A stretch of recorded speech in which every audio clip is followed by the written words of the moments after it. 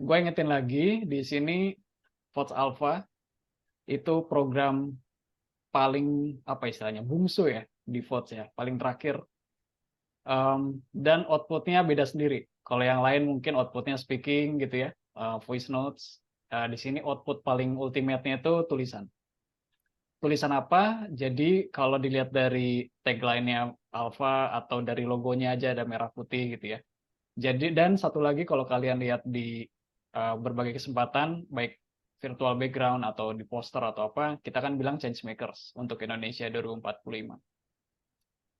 Itu menurut gua amanah yang berat dan kita nggak pernah tahu ya kalau ganti presiden, ganti kepemimpinan apakah visi ini jalan apa enggak, tapi kalau kita lihat-lihat summary-nya itu bagus banget gitu ya. Kalau bisa sampai kesampaian negara kita kayak gitu kayaknya asik gitu. Tapi kalau nunggu sampai kita mateng, sampai kita mungkin punya posisi ya, sekolah dulu dan yang lainnya, mungkin kelamaan guys. Jadi gue pengen ngajak masyarakat, terutama teman-teman gue gitu ya. Ya kalau punya pemikiran, punya ide bagus ya, ngelihat masalahnya clear, ya kenapa nggak dituangin gitu ya. Itu siapa tahu jadi legacy kalian. Memang nggak ada yang bisa jamin bahwa isu ini akan dibaca sama stakeholders yang relevan gitu ya.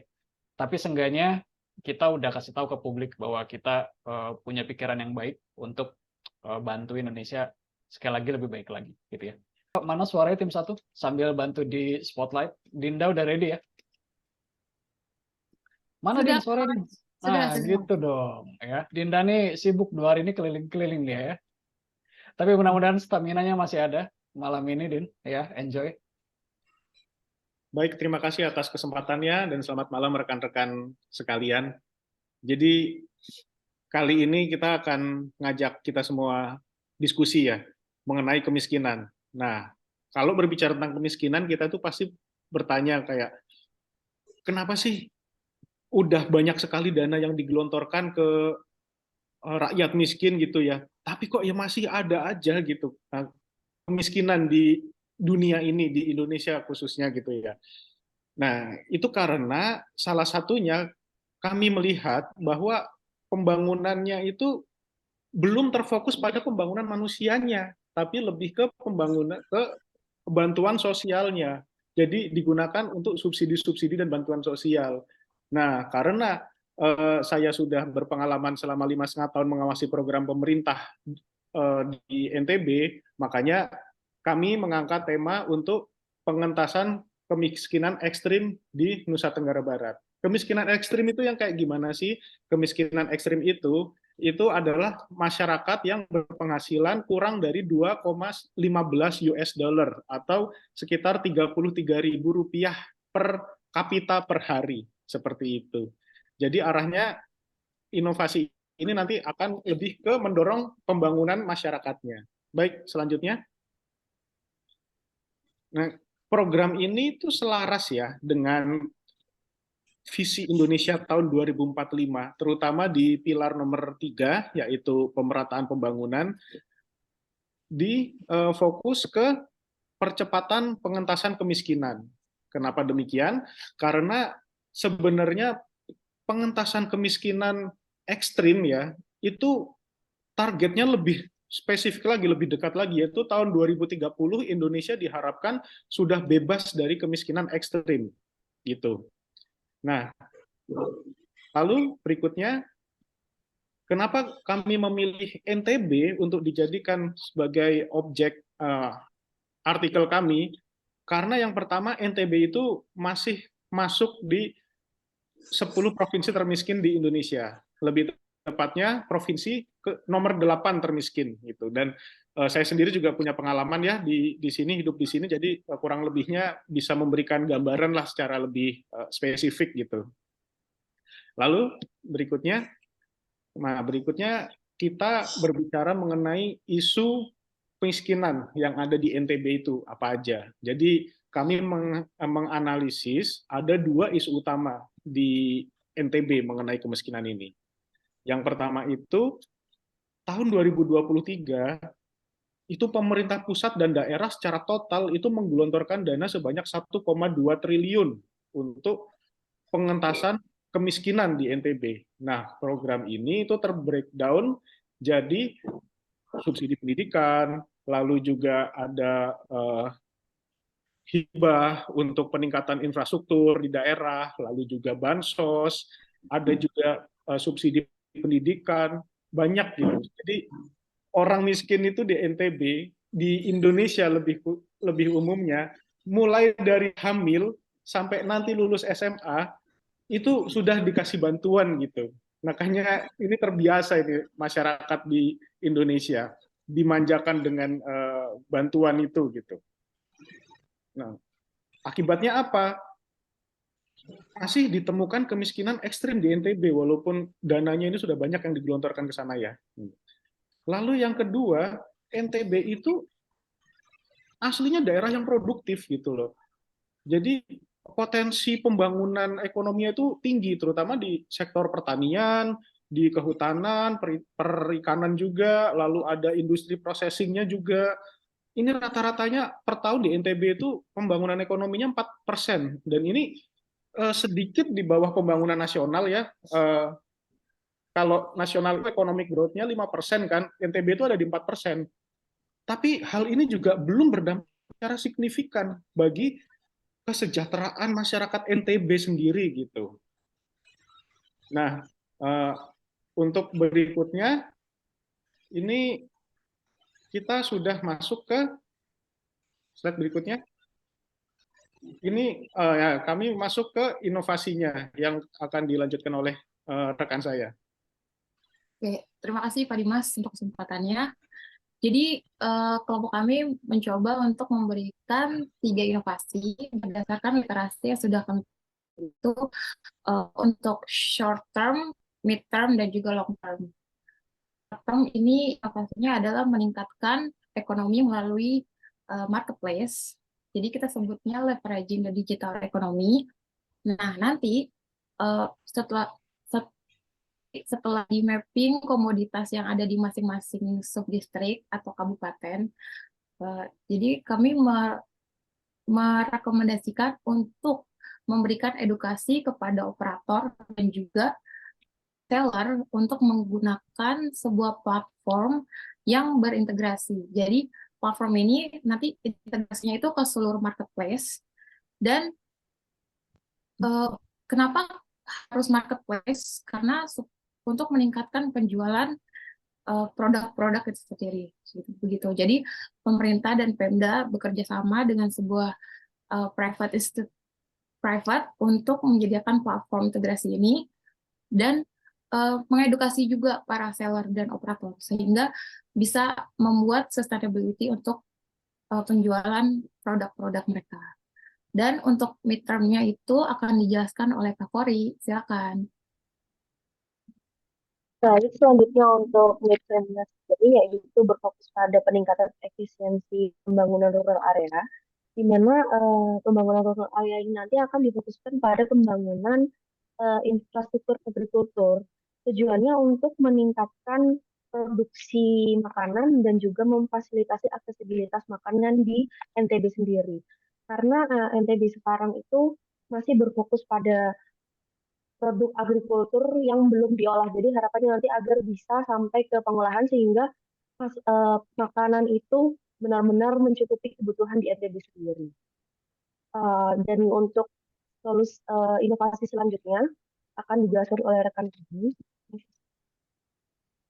Oke, jadi untuk solusi selanjutnya itu adalah solusi long term, yang mana sebelumnya telah di-state oleh Mas Dimas bahwa walaupun indeks pembangunan dari segi infrastruktur sudah dilakukan oleh pemerintah secara merata dan sebagainya, tetapi kalau dari segi indeks manusianya belum diperbaiki, masalah-masalah ini akan tetap ada. Sehingga untuk solusi jangka panjangnya kami melakukan inovasi, yaitu adanya peningkatan di kualitas pendidikan. Nah, di mana hal yang menjadi titik yang kami titik beratkan di dalam peningkatan pendidikan ini adalah perlunya pelatihan tenaga pengajar, terutama untuk di daerah NTB, kemudian adanya kurikulum development dan adanya penggunaan teknologi di dalam proses pembelajaran. Nah, pemerintah di beberapa tahun belakangan ini telah mempunyai inovasi-inovasi di bidang pendidikan, terutama terkait pengembangan kualitas guru, namun ini belum menunjukkan hasil yang cukup signifikan. Nah, harapan kami dengan adanya peningkatan kualitas pendidikan ini, masyarakat muda di NTB itu sudah siap ketika nanti sudah mulai bekerja, siap skill dan siap mampu juga untuk menciptakan lapangan pekerjaan sendiri. Kemudian dari berbagai solusi yang telah kami sampaikan, dari solusi jangka pendek, jangka menengah, dan jangka panjang, apa yang kami harapkan selanjutnya itu adalah untuk kemiskinan di NTB, kami harapkan akan terjadi penurunan sesuai dengan hasil proyeksi yang dilakukan oleh Bappenas di tahun 2019 menggunakan skenario optimis bahwa di tahun 2045 diharapkan angka kemiskinan menurun sebesar 0,02% di Indonesia. Begitu pula kami melakukan juga prediksi untuk persentase angka kemiskinan di NTB di tahun 2045. Kami harapkan dengan diterapkannya solusi ini dengan baik di NTB, kami mengharapkan angka kemiskinan ini bisa mencapai angka 5% di tahun 2045. Nah, berdasarkan apa yang telah kami sampaikan, bahwa ada 3 solusi utama yang kami tawarkan. Yang pertama, solusi jangka pendek, yaitu leveraging digital economy. Kemudian yang kedua, solusi jangka menengah, yaitu perbaikan infrastruktur di agrikultur. Dan yang ketiga adalah peningkatan kualitas pendidikan di wilayah Nusa Tenggara Barat. Nah, walaupun solusi ini sudah dikerjakan secara matang dan lain sebagainya, tapi tetap perlu adanya kerjasama dari berbagai pihak, dari masyarakat maupun dari pemerintah. Eh, Baik, itulah hasil dari diskusi kami yang tulisan kami yang sudah kami lakukan. Dan kami ini masih banyak hal yang perlu ditambahkan. Kami menyadari banyak kekurangan yang masih ada di dalamnya, sehingga perlu masukan-masukan dari teman-teman yang hadir malam ini. Sekian dari kami. Terima kasih atas kesempatannya. Selamat malam dan terima kasih. Oke, thank you.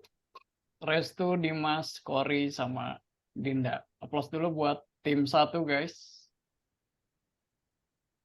Oke ya, dan sebelum kita mulai Q&A-nya, ini di webinar Alpha 5 ini ada yang baru. Yang baru adalah moderatornya nanya audiensnya dulu. Baru nanti audiensnya nanya speakernya, ya, biar sama, ya kan. Nah, sekarang pertanyaan gue nggak susah-susah. Ini cuman cek pada nyimak nggak nih, gitu kan. Dan silakan saling bantu aja di chat ya. Yang pertama, extreme poverty itu pengertiannya di bawah berapa dolar, guys, per hari, per kapita? Ada yang masih ingat berapa? Tebak aja. Gue kasih clue deh, tadi dalam dolar. Nah, oke, ada dalam rupiah, nggak apa-apa. 33.000, oke. Tadi yang dolarnya kalau nggak salah 2,5 sih gue denger ya. Apa berapa tadi, Pe? Coba confirm. Berapa? Iya, 2,15 US dollar. Oh, 2,15. Oke. Congrats buat audiens, keren banget. Itu tadi pembahasan pertama tuh, definisi dari extreme poverty. Terus yang kedua, gue cuma tes dua soal kecil aja ya. Ada 2 isu teman-teman yang jadi pembuka tadi. Apa yang pertama, apa yang kedua? Singkat aja. Kenapa grup ini bahas tentang extreme poverty? Isu pertamanya apa? Ada yang ingat nggak? Ada ini, tapi yang terjadi ini. Nah, itu gue kasih clue tuh. Ada yang ingat?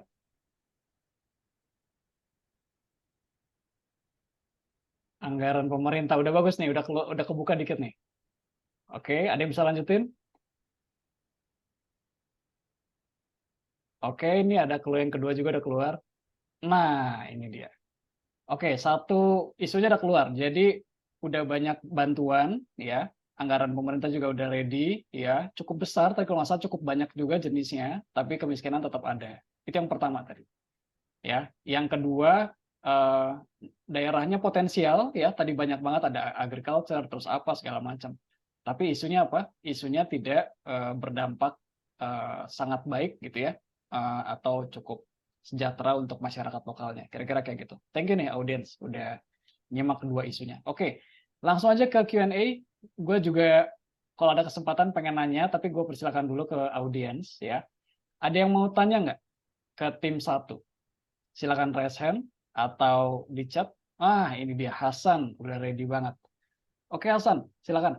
Nadia tolong bantu spotlight kalau Hasan on cam.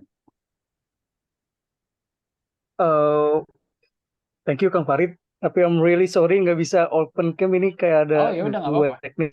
Nggak apa-apa. Lanjut. Oke, ya tadi bagus banget kayak presentasi, terus kayak maksud dan tujuan dari inovasi ini kan sangat-sangat baik dan really appreciate it. Terus tadi kan ada salah satu dari inovasinya itu adalah education, yang mana benar-benar saya concern juga. Tadi juga Bang Dimas kan bilang kalau orang Indonesia itu di daerah yang sudah di apa di daerah NTB ya terbiasa hidup dengan bantuan pemerintah gitu dari mulai hamil mungkin sampai nanti anaknya lulus masih terbiasa seperti itu. Nah, saya penasaran aja sih, apakah memang ada bukti atau laporan akuntabilitas tadi bahwa dana yang 1,2 triliun ini memang tersalurkan secara menyeluruh atau kayak gimana? Jadi maksud apakah ini asumsi kita saja bahwa orang-orang itu terbiasa manja dengan bantuan pemerintah, sementara tadi tidak ditampilkan data apakah benar 1,2 ini itu memang sampai ke masyarakat atau tidak secara seluruhnya. Kemudian dari 3 inovasi tadi bagus juga ada leveraging digital economy, increasing efficiency, overall area development, sama improve education. Nah, ternyata kan kebijakan pemerintah ini tuh tidak secara proper dipahami oleh seluruh layer sebetulnya kan. Baik dari stakeholdernya sendiri, pelaksana maupun level terbawah yaitu masyarakat. Nah, menurut tim Alpha yang pertama ini, apakah ada tidak solusi agar diseminasi kebijakan-kebijakan baik dari pemerintah ini terlaksana sesuai dengan tujuan awal? Thank you. Oke, thank you Hasan. 2 pertanyaan tim 1. Yang pertama, ada nggak bukti laporan penyaluran dana? Ya. Yang kedua, diseminasi kebijakan pemerintah.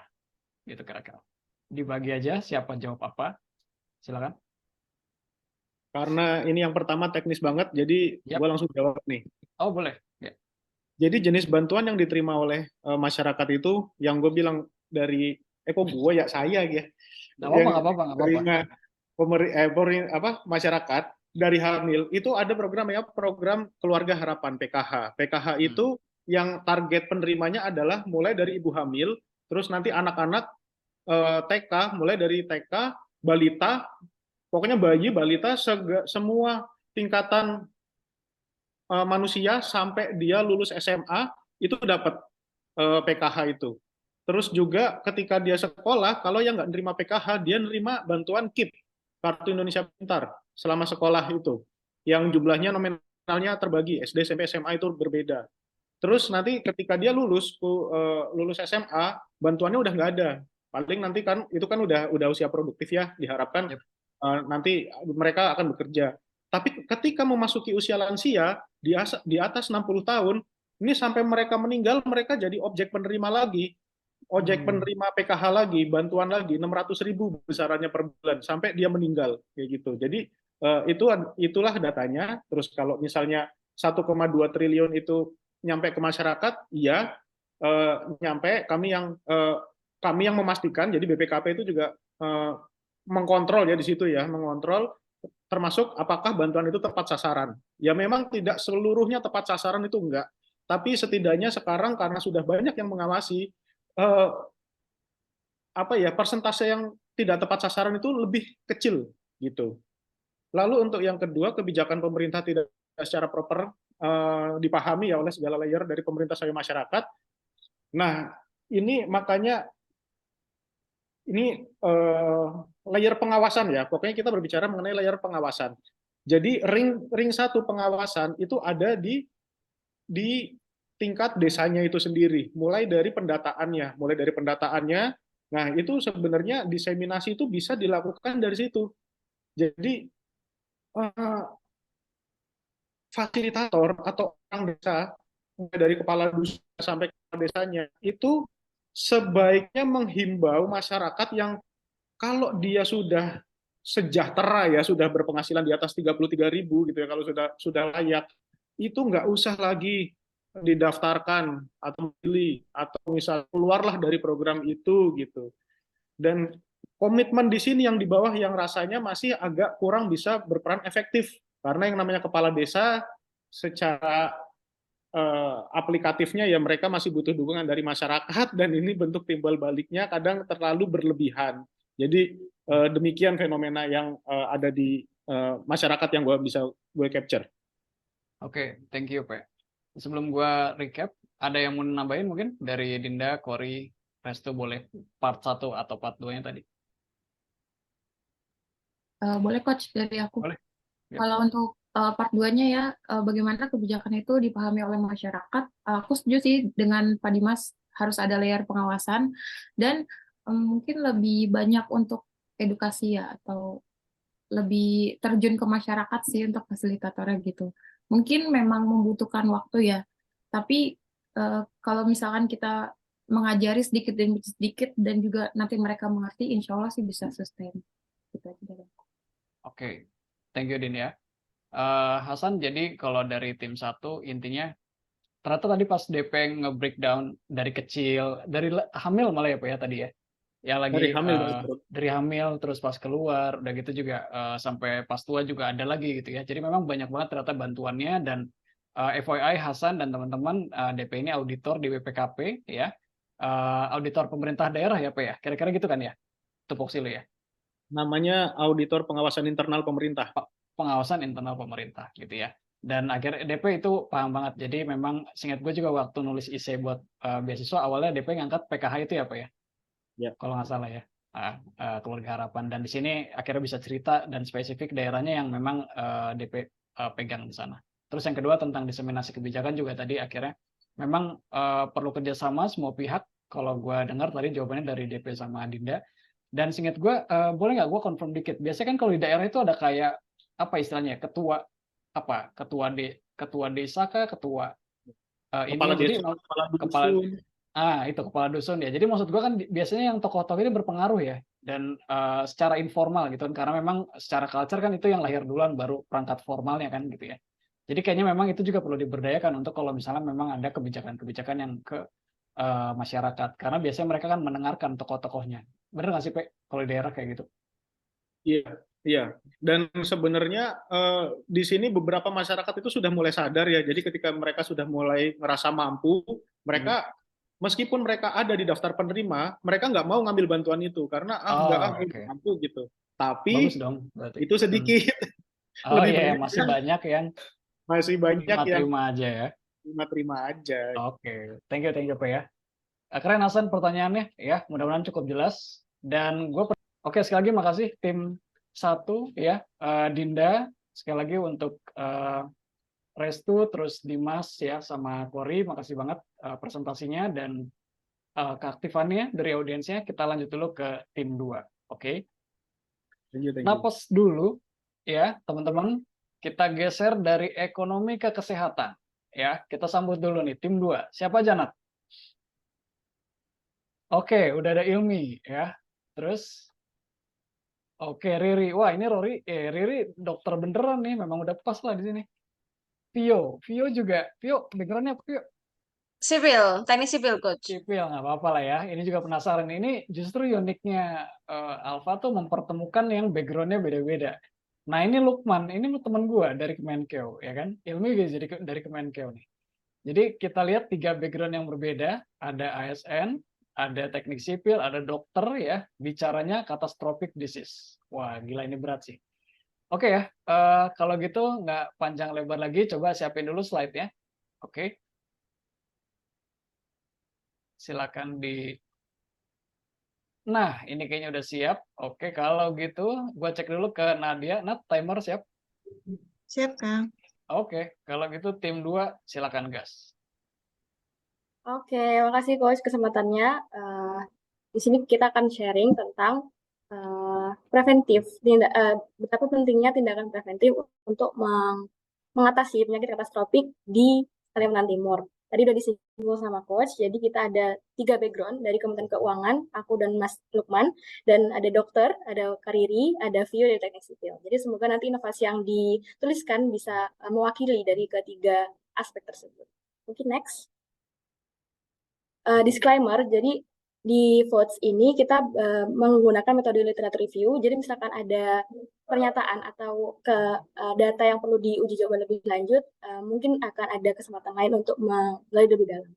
Oke, kalau tadi grup tim 1 menggali lebih dalam tentang Indonesia pilar ketiga, kalau tim kita menggali lebih dalam tentang Indonesia pilar pertama, yaitu khususnya peningkatan derajat kesehatan dan kualitas hidup rakyat. Sebagaimana kita tahu, di visi misi Indonesia 2045 kita akan mendapatkan bonus demografik sebesar 70% dari ratusan juta penduduk di Indonesia yang akan diadakan di 2045. Tapi kita juga harus tetap perhatikan tentang bagaimana 30% rakyat Indonesia yang tidak berada di umur produktif ya, atau dengan kata lain di usia yang sudah lanjut. Nah, padahal di usia lanjut tersebut rentan sekali terkena dengan penyakit katastropik ini. Penyakit katastropik sendiri menjadi beban terbesar di BPJS. Jadi menurut data BPJS, penyakit katastropik merupakan disclaimer terbesar karena proses penyembuhannya itu sangat panjang dan membutuhkan dana yang tidak sedikit. Jadi ini penting untuk jadi perhatian kita semua.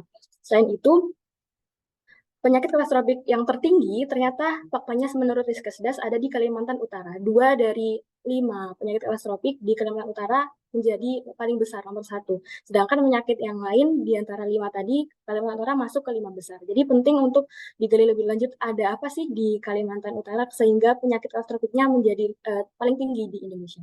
Mungkin data atau penjelasan lebih lanjut tentang penyakit katastropik akan dijelaskan oleh Kak Riri. Oke, terima kasih Ilmi. Di sini saya ingin menjelaskan tentang penyakit katastropiknya catastrophic disease nih.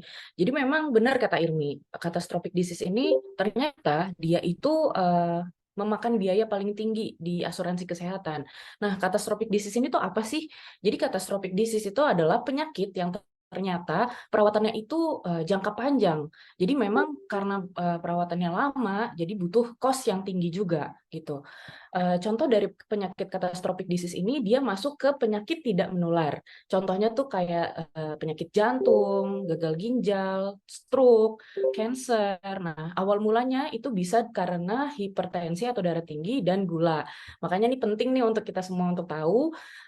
Kita juga harus menjaga diri nih, karena kan kalau tensi itu biasanya di atas 140/90 itu udah termasuk hipertensi, kalau gula di atas 200 itu udah termasuk kategori terkena penyakit gula. Biasanya itu pengaruhnya adalah karena keturunan dan lifestyle, jadi perlu kita sadari nih lifestyle-nya ya. Dan di sini ada data bahwa dari tahun 2016 sampai 2020 ternyata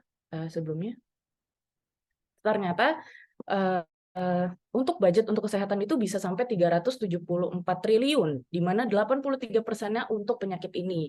Jadi besar banget ya di sini. Nah, kenapa kita mau ambil Kalimantan Utara? Ternyata memang data dari Riskesdas tadi udah dijelaskan bahwa paling tinggi prevalensinya untuk penyakit jantung sama ginjal kronis nih di Kalimantan Utara.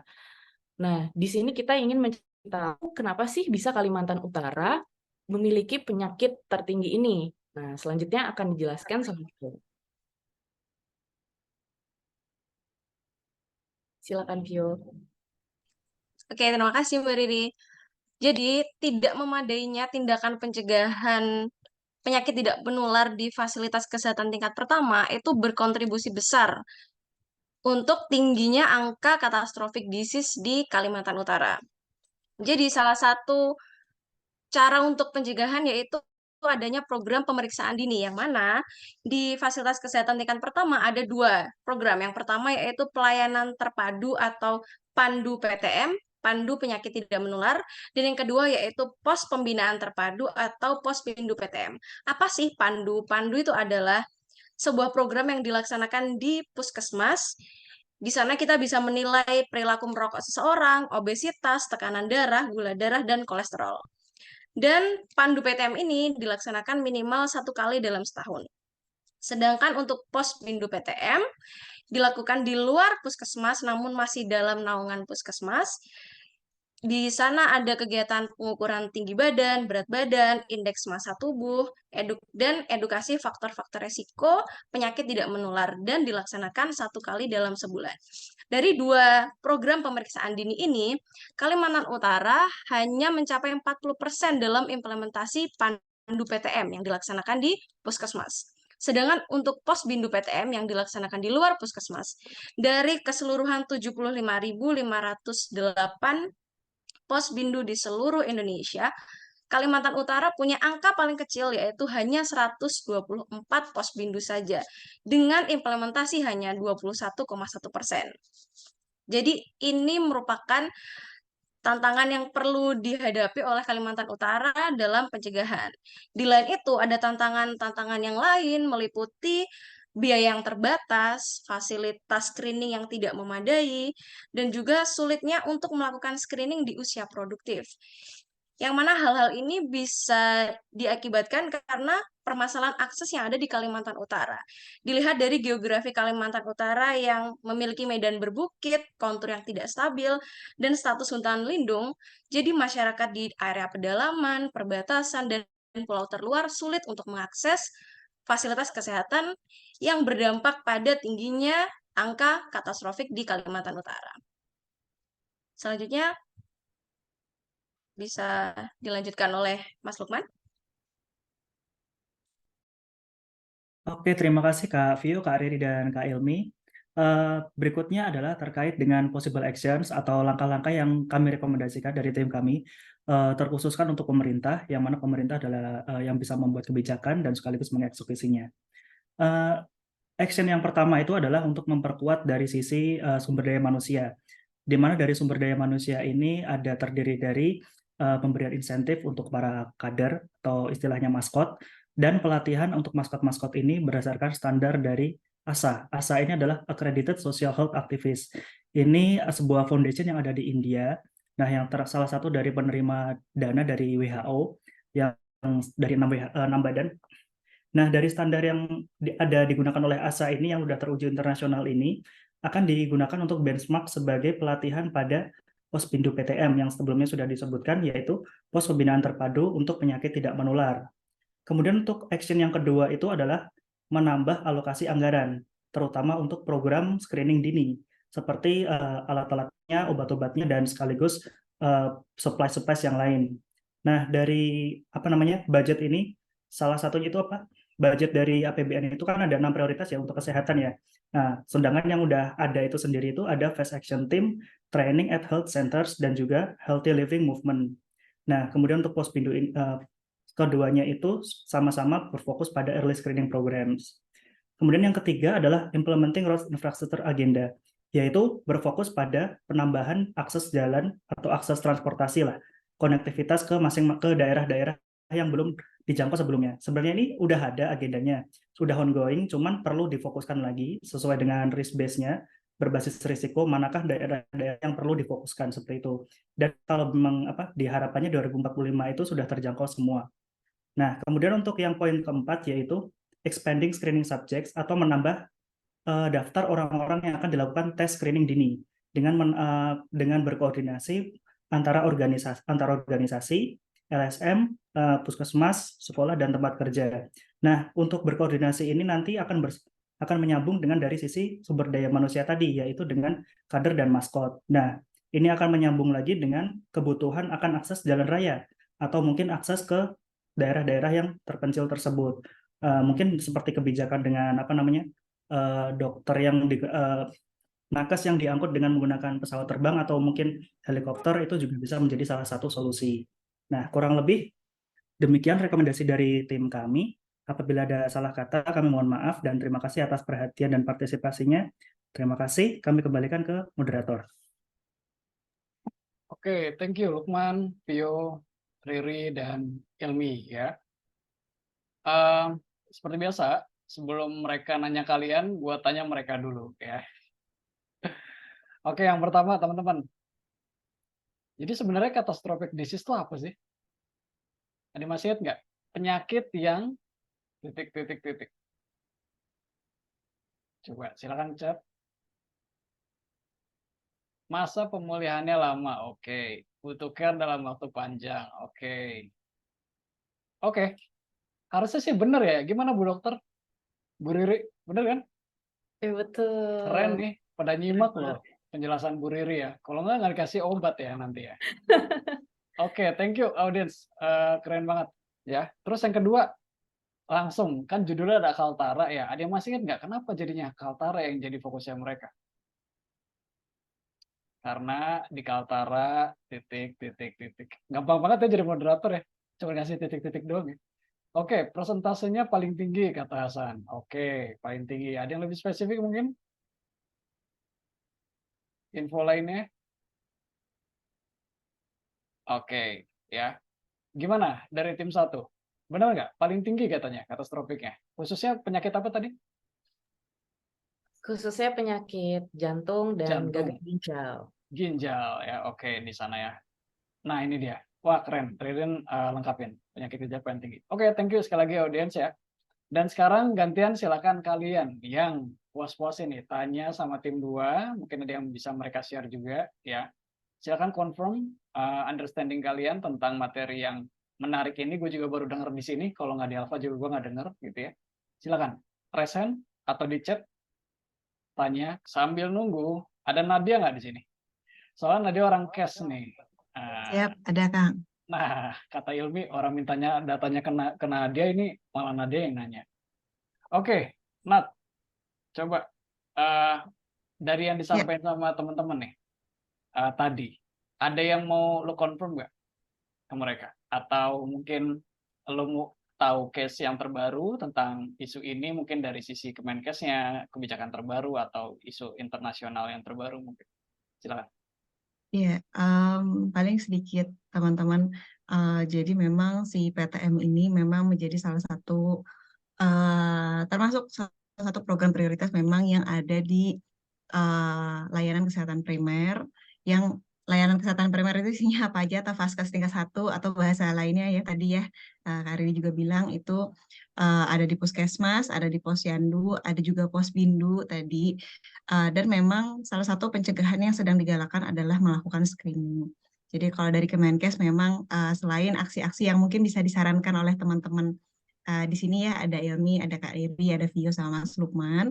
Jadi memang kalau dari sisi Kemenkesnya cara menggalakkan screeningnya bagaimana? Memang kalau dari berhubung saya orang DTO, jadi kalau di DTO itu lagi mengembangkan aplikasi yang namanya ASIK atau aplikasi Sehat Indonesiaku, yang salah satu fiturnya adalah mendata orang-orang yang di screening PTM ini siapa saja dan apa saja.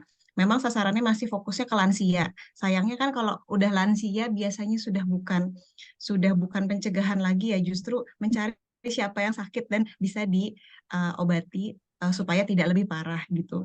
Sayangnya, cuman memang mudah-mudahan ke depannya bisa juga mengampu solusi-solusi yang ditawarkan oleh teman-teman di kelompok 2 ini juga lebih banyak screeningnya ke orang-orang yang memang beresiko tinggi kena PTM itu bisa tadi dari segi lifestyle-nya, juga dari bisa jadi kan kayak ada keturunan dan lain sebagainya. Itu memang ada beberapa faktor yang kita perhatikan juga gitu. Jadi teman-teman kalau misalnya sebenarnya mungkin lebih kayak apa ya? Mungkin himbauan sedikit ya, Kang Farid, nggak apa-apa ya? Buat teman-teman sebagai masyarakat, gimana sih perlu apa untuk mencegah PTM ini, balik lagi mulai dari diri sendiri dulu, sadari kalau kita punya, ya betul, ayo screening dini dan sadari kalau kita punya risiko untuk ke arah PTM, karena PTM itu banyak banget dan yang itu tadi susah sembuh gitu, bahkan nggak bisa sembuh, harus di-maintain jangka panjang. Jangan sampai apa namanya, udah mah nggak sehat sendiri, lama-lama juga jadi beban negara gitu, jangan sampai kayak gitu ya, gitu. Gitu sih paling Kang Farid, mudah-mudahan kita semua sehat semua di sini dan nggak ada yang terkena PTM. Terima kasih layanan masyarakatnya ya, Ibu Nadia dari DTO. Jelasin dong Nat, DTO itu apa?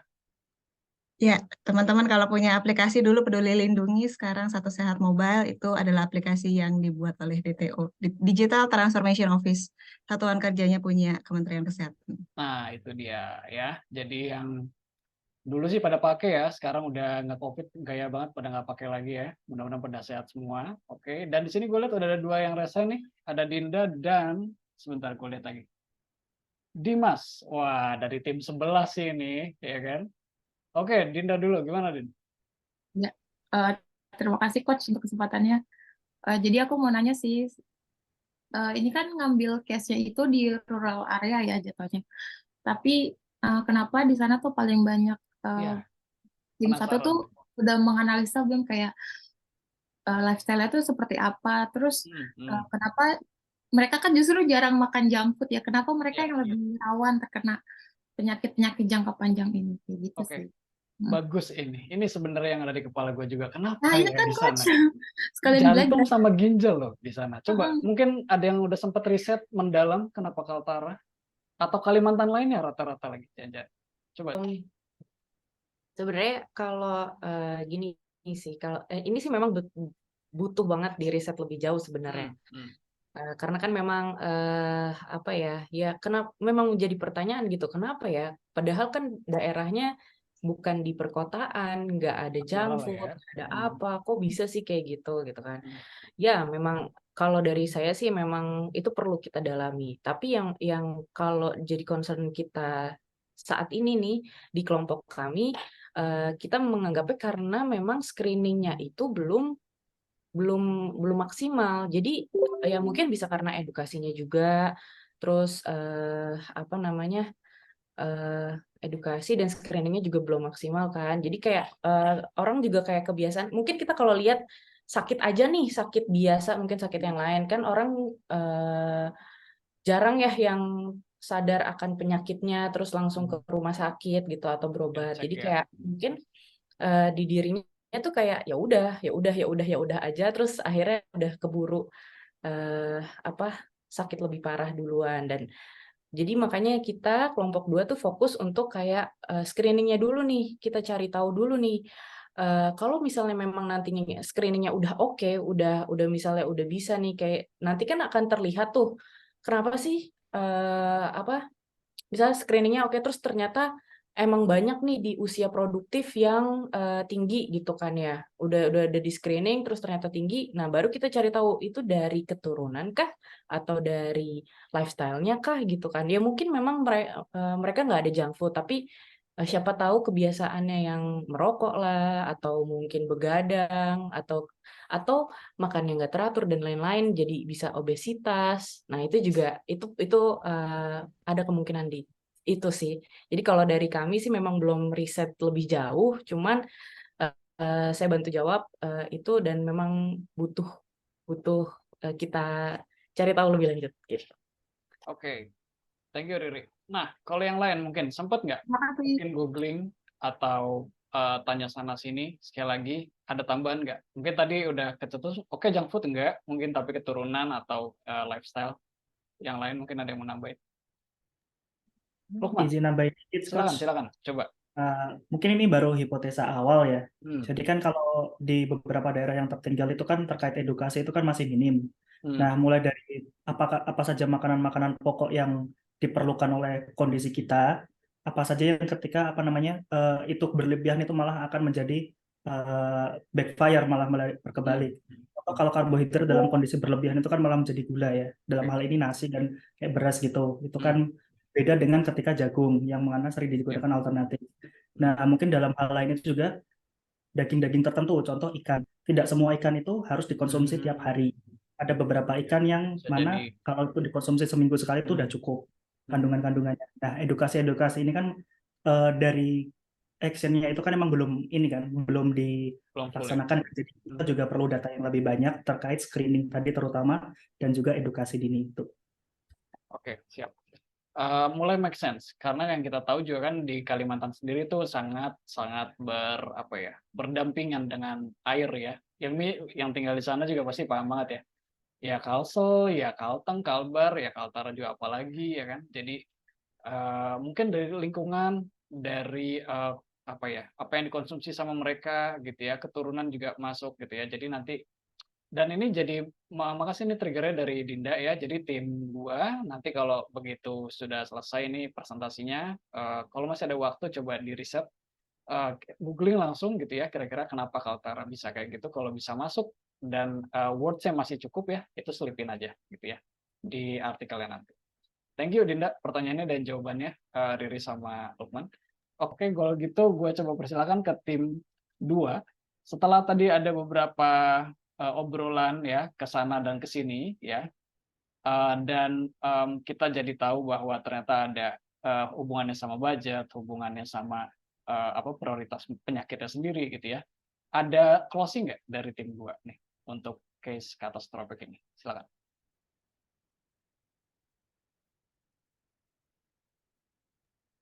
Oke, mungkin aku coba tambahin, mungkin meringkas kali ya. Ya. Jadi memang kalau aku coba ringkas, jadi catastrophic disease ini memang penyakit yang sangat-sangat berbahaya ya, karena perawatannya tuh panjang banget, lama banget, tinggi.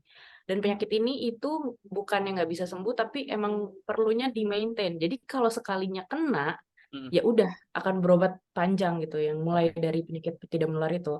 Nah, oleh karena itu kita di sini fokus banget untuk preventifnya, pencegahannya. Jadi kalau yang dari screeningnya tadi, terus juga dari diri kita masing-masing sih harus sadar juga, lifestyle-nya harus dijaga, dan kalau bisa ya olahraga lah, kurangin makanan yang junk food dan lain-lainnya gitu. Jadi aku titip pesan buat teman-teman, mumpung sekarang di usia produktif, kita sama-sama jaga diri aja, biar kedepannya kita semakin sehat ya. Jadi nggak kena penyakit yang seperti itu, gitu. Oke, ya Bu Dokter, makasih banget ya. Itu pesen loh dari dokter ya guys, jangan dilewat aja ya. Itu penting loh ya. Dan ini gratis lagi ya, Ri ya. Konsultasi gratis nih. Oke, sekali lagi thank you tim 2, Ilmi, Riri, Vio, dan Lukman ya. Kayaknya beberapa di antara kalian juga ini udah kedua, ketiga kalinya kali ya kalian webinar nih. Lukman juga kayaknya udah 2 kali ya. Terus Ilmi juga kayaknya udah 2 kali apa 3 kali, gue lupa. Tapi sekali lagi makasih ya. Itu teman-teman yang bisa kita sajikan ya. Sekali lagi appreciate buat 2 tim ya. Alhamdulillah selesai ya. Pecah telur juga artikelnya. Oke, selamat istirahat ya. Sore ini ngambil minggu malam ya, tapi harusnya sih manfaat ya. Kita punya pengetahuan baru ya, semangat baru lagi buat riset, buat nulis ya. Kita tunggu sama-sama di VOTS, khususnya lewat VOTS Alpha. Sekian presentasi dan webinarnya dari Alpha 5 ya. Kita ketemu di kesempatan lainnya. Selamat istirahat ya. Besok udah Senin lagi nih, sebelum libur panjang. See you guys.